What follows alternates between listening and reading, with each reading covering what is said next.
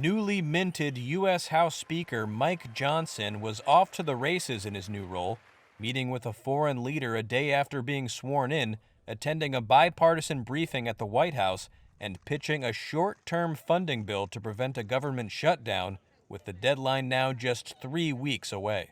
But who is the new top Republican in Congress?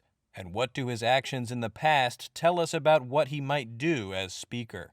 Andy Sullivan is Reuters' Washington correspondent. It's safe to say he's risen from obscurity. He was a little known backbencher as late as Monday. Tuesday, he gets the nomination. Wednesday, all of a sudden, he's Speaker. So we're just learning about this guy. Before he came to Congress in 2016, he spent a lot of years as a lawyer for conservative Christian groups, doing things like opposing gay marriage, pushing for more restrictions on abortion, that sort of thing.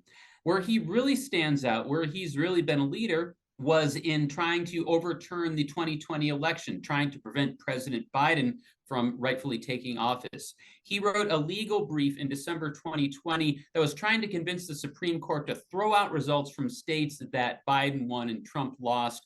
Now, he wasn't arguing that there was fraud or anything like that. The basis of his argument was that these states had changed their voting laws to deal with COVID, allowing more mail-in ballots, that sort of thing, and that somehow that made it unconstitutional. The Supreme Court threw out this argument. They didn't do anything with it. Biden won the election. But it's important to point out that Mike Johnson still has not said whether he thinks Biden is a legitimate president, whether he won the presidency fair and square. Johnson could be in a more prominent position in January 2025 when Congress meets to certify the results of next year's presidential race. Could he influence the outcome? Here's the Speaker of the House, one of the most powerful people in Washington. What if we're in a similar position a year from now? We have another election, Biden versus Trump.